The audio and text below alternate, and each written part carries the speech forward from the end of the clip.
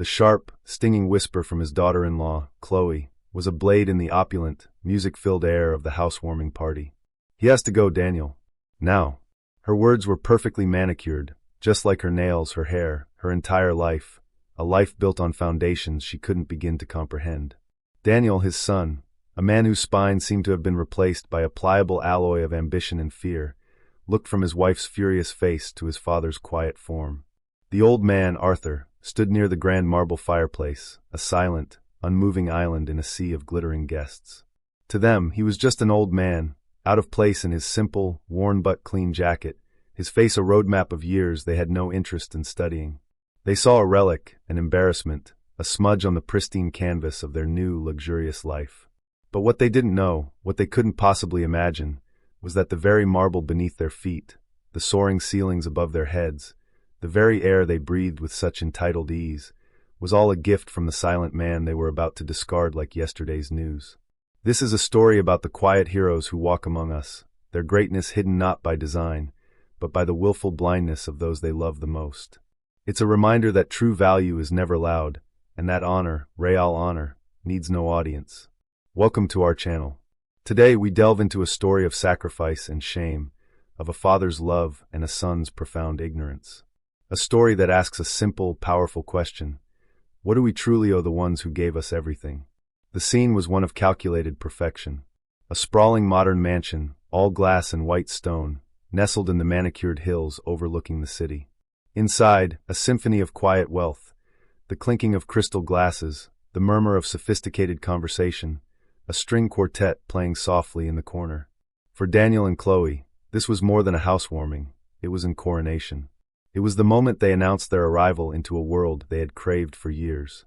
And in the center of their triumph stood a single, glaring imperfection: Arthur. His presence was a discordant note in their carefully composed masterpiece.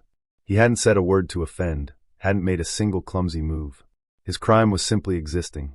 It was in the way his calloused hands, hands that had known hardship and labor, looked so out of place holding a delicate champagne flute. It was in the stoic set of his jaw, a feature that spoke of enduring storms they had only ever seen on television. Daniel approached him, his movements stiff with discomfort. "Dad," he began, his voice a low, urgent plea. This isn't working out." Arthur's gaze, clear and steady, met his son's. He didn't ask why. He didn't argue. He had seen this coming, had felt the shift in his son for years, like a sailor feels the air change before a storm. The respect had slowly eroded, replaced by a veneer of tolerance, which had now, finally, crumbled away to reveal the raw shame beneath. Chloe joined them, her smile a tight, unyielding mask. "Arthur," she said, refusing him the title of Dad. "Our guests, they're from a different world. They don't understand."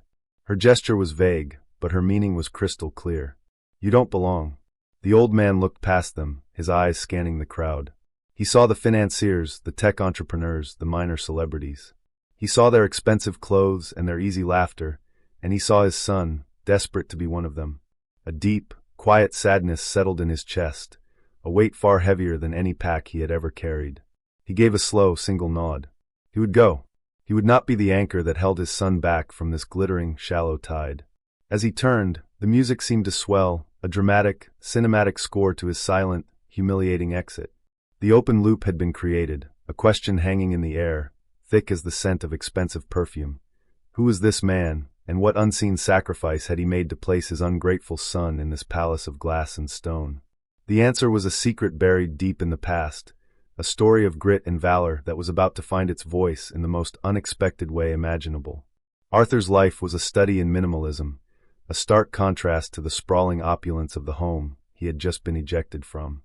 He lived in a small, two-room apartment on the other side of the city, a place where the sounds of sirens were more common than the melody of string quartets. The walls were bare, save for a single, framed photograph on his bedside table. It wasn't of his late wife, nor of his son Daniel as a child. It was a faded black-and-white picture of a group of young men in dusty, ill-fitting uniforms, their faces gaunt but their eyes bright with a fierce, unbreakable camaraderie. Arthur was among them, younger, harder, a ghost from another lifetime. His apartment was obsessively neat, every object in its designated place. A small stack of books on history and engineering. A single, heavy cast-iron skillet in the kitchen. a worn leather armchair that was molded perfectly to the contours of his body. This was his sanctuary, a fortress of solitude and memory. He never spoke of his past. When Daniel, in his younger, more curious years, had asked about the faded tattoo that occasionally peeked out from under his father's watch, a stylized wing entwined with a serpent, Arthur would simply say, "Just something from a long time ago." The story of the money, the incredible sum that had materialized to purchase his son's dream home, was a story he kept locked even tighter. It had come from a lifetime of disciplined, almost monastic saving, supplemented by a single, substantial windfall. A consulting fee, he had called it, from a private security firm he had briefly worked with years ago. He had never touched a penny of it for himself. It sat in a low-interest account, gathering dust, waiting for a purpose. That purpose became Daniel. He had watched his son's ambition grow, watched it curdle into a desperate, all-consuming need for status. He saw the way Daniel looked at the wealthy, the way he mimicked their speech and their mannerisms. He saw the shame in his son's eyes when he introduced his simple, working-class father to his new, sophisticated friends. And Arthur, in an act of profound, perhaps misguided love, had decided to give his son the one thing he seemed to value above all else, a stage. The luxury house was that stage.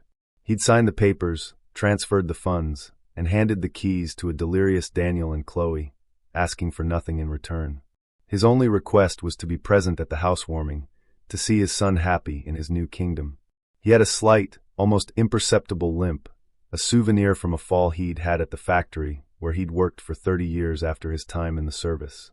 "Just old age catching up," he'd say with a shrug if anyone noticed. But the limp, like the tattoo, was a lie. It wasn't from a factory fall. It was from a piece of shrapnel, a memory of fire and chaos in a jungle whose name was classified, a place where he had lost the men from the photograph and a part of his own soul. His stoicism wasn't a personality trait, it was a discipline. It was the training that had kept him alive, the wall he had built around his memories to keep them from consuming him. He had learned to endure, to absorb pain without complaint, to move forward without looking back. He believed this discipline made him strong. But as he stood in the doorway of his small, quiet apartment, the echo of Chloe's dismissive voice still ringing in his ears, he wondered if that same discipline had simply taught others, including his own son, that his feelings didn't matter. He walked over to his armchair and sat down, the worn leather sighing under his weight. He picked up the small, hand-carved wooden bird he had tried to give to Daniel, a gift he had spent weeks crafting, its smooth lines a testament to a patient, steady hand. He had failed to see that in a world of price tags and brand names, a thing of simple, heartfelt beauty had no value. He held it in his palm, its weight insignificant, yet it felt as heavy as the world. He had given his son a palace, and in return he had been shown the door.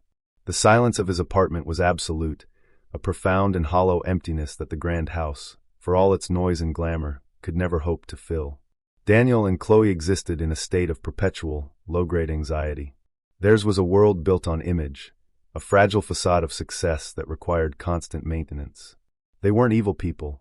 They were simply weak, their characters hollowed out by a culture that worships the superficial. They saw life as a ladder, and every person they met was either a rung to be stepped on or a weight that would pull them down. To them, Arthur was an anchor, a heavy, rust-covered link to a past they were desperate to escape.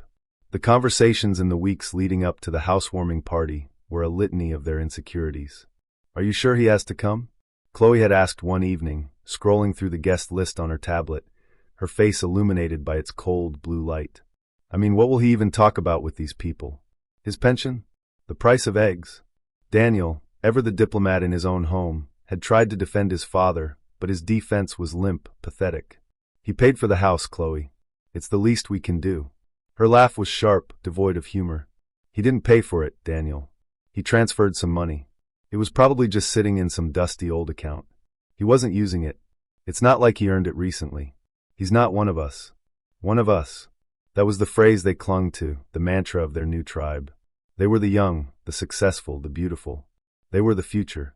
Arthur was the past, a black-and-white photograph in their high-definition world. They fretted over his clothes, his speech, his very presence. "Can you at least talk to him about what he's going to wear?" Chloe had insisted. "I saw him last week in that old brown jacket. He looks like a janitor." The word hung in the air, thick with her disdain. Daniel had cringed. He remembered that jacket. His father had worn it to every important event in Daniel's life, his high school graduation, his college commencement, his wedding.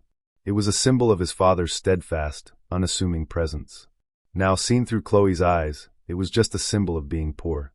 Their arrogance was a shield for their own deep-seated fear of being discovered as frauds. Daniel had a good job at a marketing firm, but he was drowning in a sea of sharper, more ruthless colleagues. Chloe ran a boutique lifestyle blog that was more a testament to her credit card debt than her influence. The house, this magnificent, ostentatious house, was their armor. It was proof that they belonged. And Arthur, with his quiet humility and his complete lack of pretense, threatened to punch a hole right through it. They imagined the scenarios with escalating horror. Arthur, telling a long, rambling story about his factory days to a tech CEO. Arthur, accidentally spilling a drink on the wife of a senior partner. Arthur, simply standing there, silent and observant, his very being a judgment on their frivolous world. Their decision to ultimately kick him out wasn't a spur-of-the-moment choice. It was the culmination of 1,000 tiny moments of shame, 1,000 whispered complaints. It was a preemptive strike to protect their fragile social standing. In their minds, they were not being cruel, they were being practical. They were pruning a branch that threatened the health of the tree. They were curating their life, and Arthur simply didn't fit the aesthetic. As they stood together watching him walk toward the door on the night of the party, a strange, toxic cocktail of relief and guilt washed over them. The relief was stronger. The problem was being removed. The picture would now be perfect. They didn't see the man who had worked double shifts to pay for Daniel's college textbooks. They didn't see the man who had sat by his wife's bedside for months as she faded away, holding her hand and promising to always look after their boy. They saw only an obstacle. Their blindness was not a lack of sight, but a lack of heart. They were looking at a king, a warrior who had laid down his crown and his sword for their sake, and all they could see was a peasant. The party was in full swing when Arthur arrived. He had taken 2 buses to get there, a journey that traversed the city's economic strata, from the gritty, graffiti-tagged bus stops of his neighborhood to the pristine, hedge-lined streets of the new one. He clutched a small, carefully wrapped package in his hand. He stepped through the grand, oversized doorway and was immediately hit by a wall of sound and light. It was a world away from his quiet apartment. For a moment, he felt a surge of pride. This was for Daniel. This success, this glamour, this was what his son had wanted, and he had helped him get it. The feeling was fleeting, extinguished almost immediately by Chloe's approach. Her smile was a work of art, a masterpiece of social engineering. It was wide, bright, and utterly empty. "Arthur, you made it." Her voice was pitched just a little too high. "Let me take your gift." She took the small package from his hand, her touch light and dismissive, as if she were handling something potentially contaminated. She unwrapped a small corner of the brown paper. Inside was the bird, a small, intricately carved wren, its head cocked as if listening, its wooden feathers detailed with painstaking precision. Chloe's smile faltered for a fraction of a second. "Oh," she said. "It's rustic." She looked around desperately. On a nearby table, an avalanche of designer gift bags and boxes from brands like Cartier and Tiffany & Company were piled high. The small, humble bird looked laughably out of place. "Daniel," she called out, her voice tight. "Look what your father brought." Daniel came over, a glass of champagne in his hand. He looked at the bird, then at his father, then at the mountain of expensive gifts. A flush of embarrassment crept up his neck. "Wow, Dad, you made this?" he said, his attempt at enthusiasm falling flat. "It's nice." The word hung there, a weak and pitiful acknowledgement. I'll find a special place for it," Chloe said, already turning away, carrying the bird like a piece of garbage she needed to dispose of. She walked into the kitchen and unceremoniously placed it on a cluttered countertop, next to a stack of dirty dishes. Arthur watched her go. He said nothing. The first public dismissal had been delivered.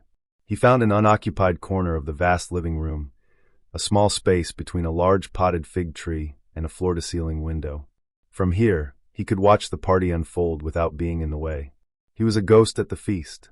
He watched his son move through the crowd, laughing a little too loudly, his hand constantly on someone's shoulder, a gesture of forced familiarity. He watched Chloe, a flawless hostess, her every move a performance of effortless grace. He felt a profound sense of dislocation, as if he were watching a movie of his son's life, a movie in which he had been cast as a silent, unnamed extra. He felt a presence beside him and turned to see a young woman in a black caterer's uniform. "Can I get you something to drink, sir?" she asked, her voice quiet and respectful. Water. Please, Arthur said. She returned a moment later with a glass of ice water. Thank you, he said, meeting her eyes. They were kind, observant. She was the first person who had looked at him all night without a flicker of judgment or confusion. He was content to simply stand and watch, his training and observation kicking in. He noted the exits, the security guards who were more interested in the canapes than the guests, the subtle power dynamics playing out in the clusters of conversation. It was a habit he couldn't break, this constant, low-level assessment of his surroundings. He was a sentinel, even here, in this palace of peace and prosperity. The young caterer's name was Maya. She had grown up in a neighborhood much like Arthur's, and she recognized in him a familiar brand of quiet dignity, a strength that didn't need to announce itself. She had seen Chloe's dismissive handling of his gift, had seen Daniel's pained embarrassment. It angered her on a level she couldn't quite articulate. While refilling champagne flutes, she kept an eye on the old man in the corner. He was different from the other guests.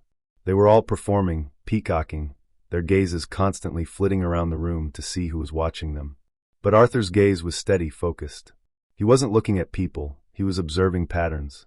He scanned the room with an economy of movement that was almost professional. It was the way her own grandfather, a retired cop, used to survey a restaurant. Maya found herself drawn to him. During a lull, she approached him again. It's a beautiful house, she said, just to make conversation. It's a good house, Arthur replied, his voice low and gravelly. His answers were short, clipped, but not unkind.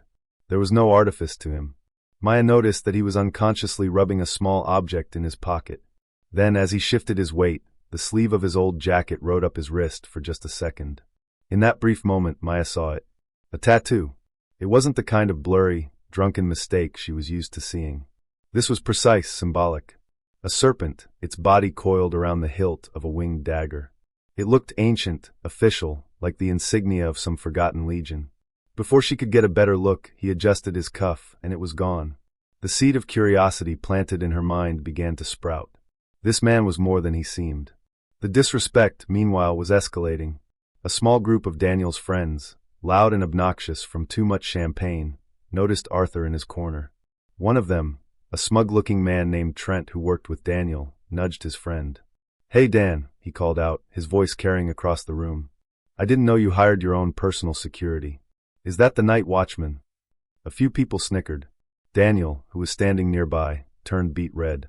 Here it was, his worst fear realized. His two worlds were colliding, and the friction was creating sparks of humiliation. Instead of defending his father, instead of walking over and putting a proud arm around his shoulder, Daniel offered a weak, placating smile. Oh, that's just my dad, Trent. He's a little old-fashioned. The words "just my dad" were a public disavowal, a quiet betrayal that was louder than any shout. Arthur heard it. His face remained a stone mask, but inside, a hairline crack appeared in his stoic facade. He had faced down armed men, endured things that would break a normal person, but the casual contempt in his own son's voice was a new kind of wound. Maya saw the whole exchange. She saw the flicker of pain in the old man's eyes before it was quickly suppressed. She saw Daniel turn his back on his father to be reabsorbed into the laughing group. Her anger solidified into a cold, hard knot. She walked back to the kitchen, her jaw set. She picked up the small, carved bird from the countertop where Chloe had discarded it. She ran her thumb over its smooth, perfect surface. This wasn't just a piece of wood. It was a piece of a man's heart, and they had thrown it on the trash heap. At that moment, she decided she would not be a passive observer.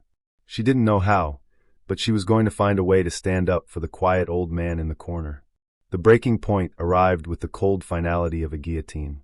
The party had reached its peak, a crescendo of laughter and music that felt manic, almost desperate.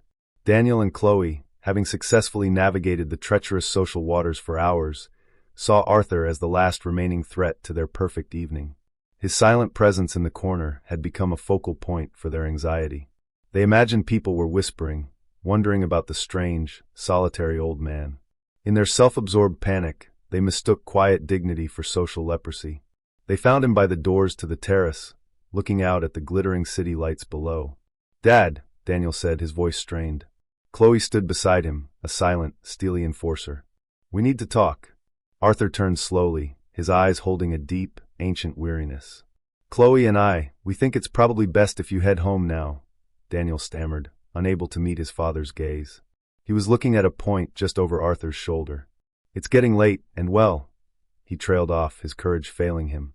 Chloe stepped forward, her patience gone.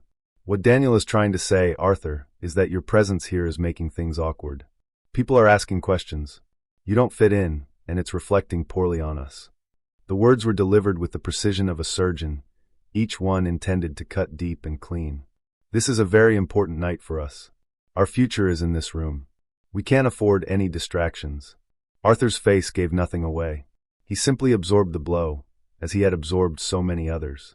He looked at his son, at the boy he had raised, now a stranger in an expensive suit, willing to trade his own father for the approval of people he barely knew. The silence stretched thick and heavy. "I understand," Arthur finally said. The two words were quiet, but they carried the weight of a surrendered kingdom. He had given his son a home, and his son had, in return, made him homeless within it. Chloe, mistaking his stoicism for incomprehension, pressed the attack, twisting the knife. "We just want what's best for everyone," she said, her voice dripping with false sincerity. Then came the final, soul-crushing insult. Daniel reached into his pocket and pulled out his wallet. He fumbled with it for a moment before pulling out a few bills. "Here," he said, holding out the money. "For a cab." It wasn't an act of kindness. It was a transaction. It was the price of his father's disappearance. It was a statement that Arthur was not family, but a problem to be paid off, a service to be dismissed. Arthur looked down at the crumpled bills in his son's trembling hand. He did not take them. He simply shook his head, a small, resolute gesture of refusal. His honor, what little he had left in this house, was not for sale. He turned without another word and began to walk towards the grand entryway. The guests, sensing the shift in atmosphere, fell silent. The music from the string quartet faltered and then stopped. Every eye in the room was on the old man as he made his slow, solitary walk of shame. His limp, usually so well hidden, seemed more pronounced now, each step a testament to the invisible weight he carried. He was an exile in his own son's kingdom, cast out into the night. The grand house, once a symbol of his love, had become a monument to his betrayal. The silence was absolute, a vacuum waiting to be filled. Just as Arthur's hand reached for the cold, ornate handle of the front door, the profound silence was shattered. It wasn't by a guest's cough or a clinking glass. It was a sound that did not belong here, a sound of authority and purpose. The distinct, powerful thrum of high-end German engines idling just outside. Headlights cut sharp, white rectangles across the manicured lawn. Then came the solid, definitive thud of multiple car doors closing in unison. The party guests murmured, turning towards the windows, their curiosity piqued. A new, more important guest had arrived.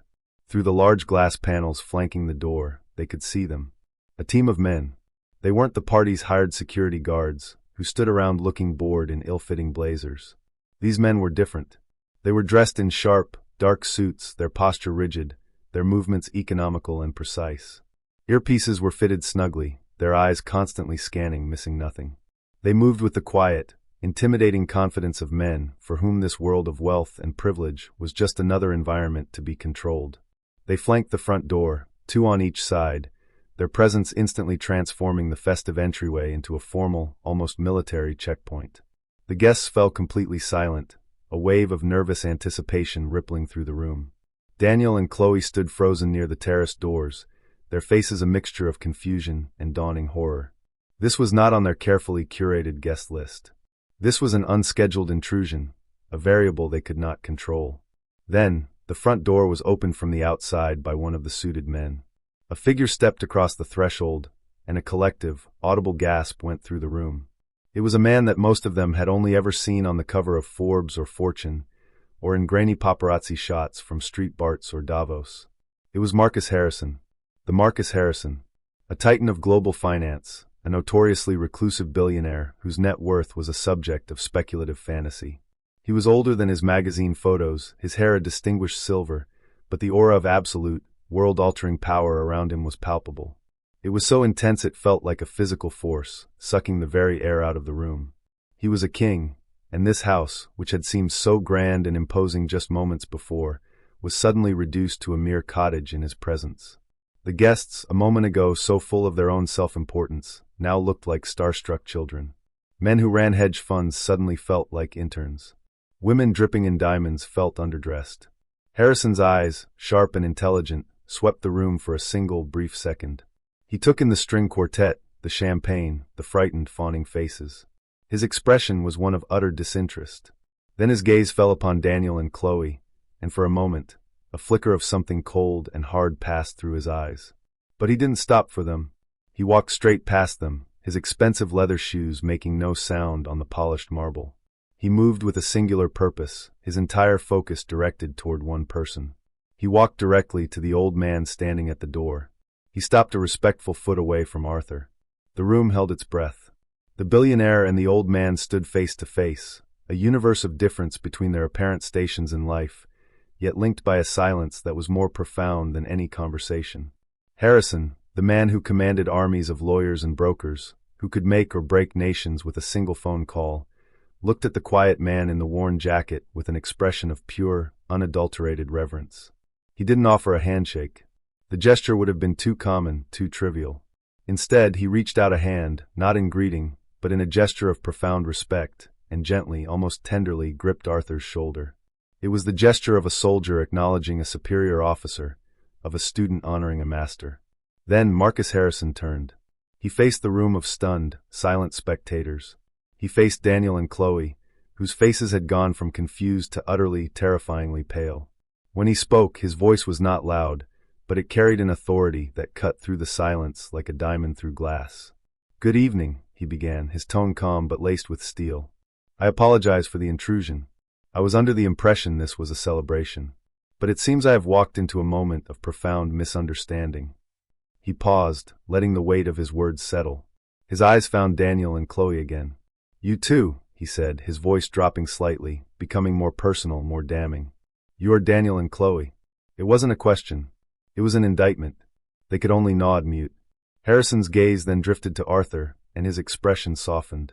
"This man," he said, his voice now resonating with a deep, powerful emotion that mesmerized the entire room. "This man you were just showing to the door, this man you call Dad. I call him Savior." A ripple of shock went through the crowd. 30 years ago, Harrison continued, his voice painting a vivid picture in the silent room, I was a young, arrogant diplomatic attaché. I thought I was invincible.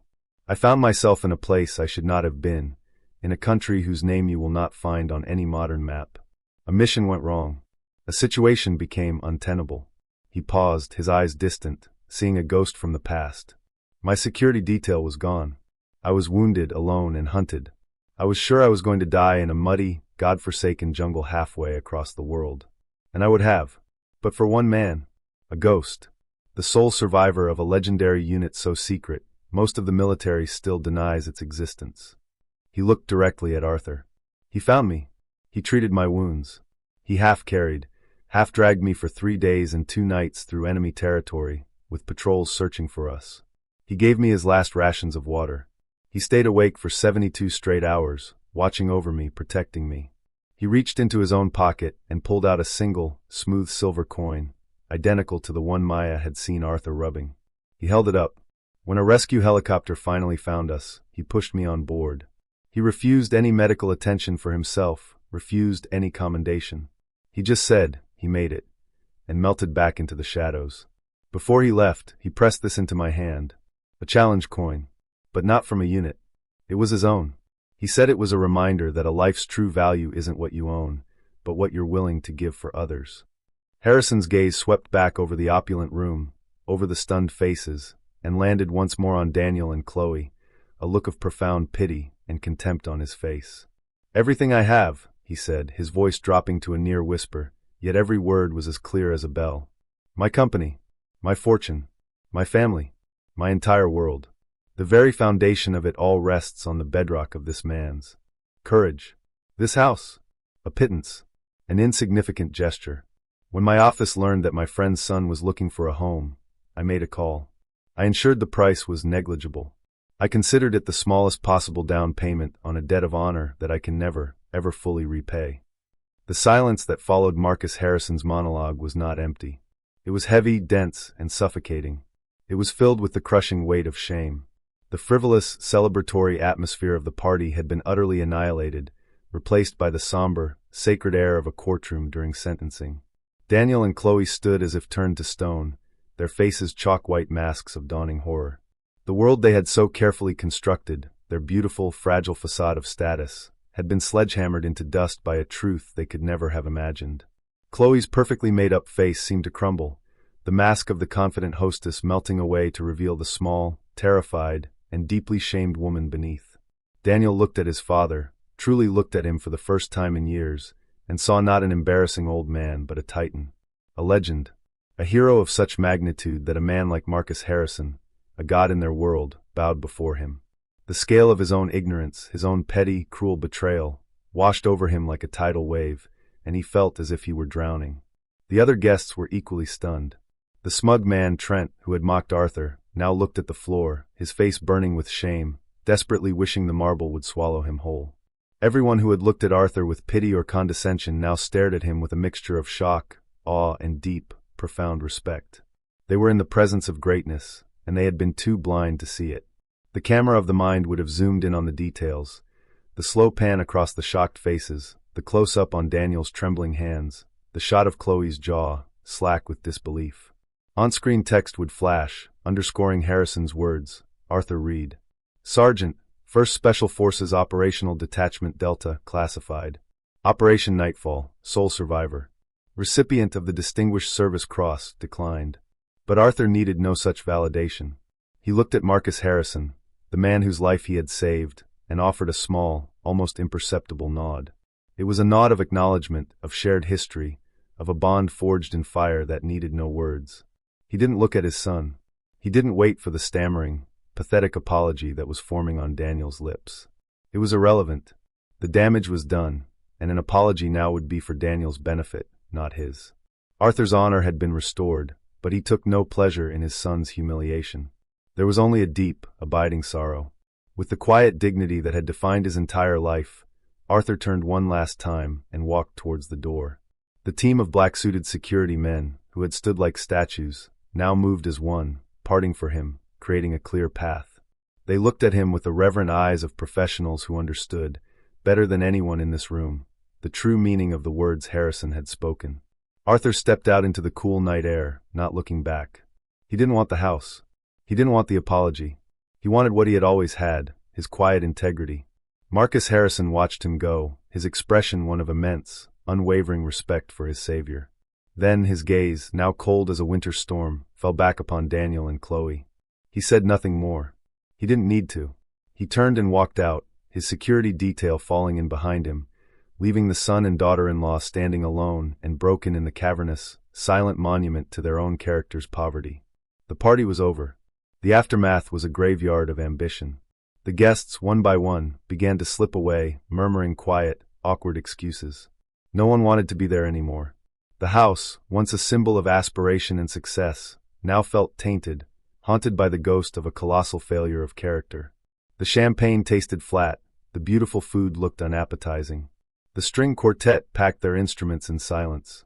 The story of what had happened would ripple through their social circles for years to come, a modern-day fable about a prince and a princess who, when tested, were revealed to be nothing more than court jesters. Daniel and Chloe were left alone, standing in the middle of their vast living room. The silence was their accuser, the luxury surrounding them their prison. Daniel finally sank onto a pristine white sofa, burying his face in his hands. A dry, racking sob escaped his throat, the sound of a man who has just understood the true cost of his own soul. Chloe stood motionless, staring at the small, carved bird that Maya, the caterer, had quietly retrieved from the kitchen and placed on the center of the grand coffee table before she left. It sat there, a tiny, humble object, now imbued with an almost unbearable significance. It was a symbol of everything they had rejected: authenticity, love, sacrifice, and a kind of wealth that could not be bought or sold. Arthur walked. He didn't take a cab. He walked through the manicured, tree-lined streets of the wealthy neighborhood, his limp a steady, rhythmic counterpoint to the quiet hum of the city. He wasn't angry. He was beyond anger. He was filled with a profound sense of peace, the peace that comes from knowing who you are, even when the world, even when your own blood, tries to tell you you are nothing. He had walked out of that house with the only thing that had ever truly mattered to him, his own self-respect. He had given his son a kingdom, and when his son had proven unworthy, he had simply walked away from it, unburdened. This story teaches us a lesson as old as time. It reminds us that a person's worth is not measured by the square footage of their home or the balance in their bank account. It is measured in the quiet currency of character, in the unseen acts of courage and sacrifice. True wealth is not what you accumulate, it is what you give away. Arthur's strength was not in his past heroics, but in his present humility. He was a king who had no need for a crown, a hero who sought no parades. His greatness was in his quiet consistency, his unwavering integrity in a world that had lost its moral compass. And as he finally reached the bus stop, the city lights glittering behind him like a kingdom he had left behind, he was not a poor man heading home to a small apartment. He was the richest man in the world, going home to his palace of peace. What does true wealth mean to you?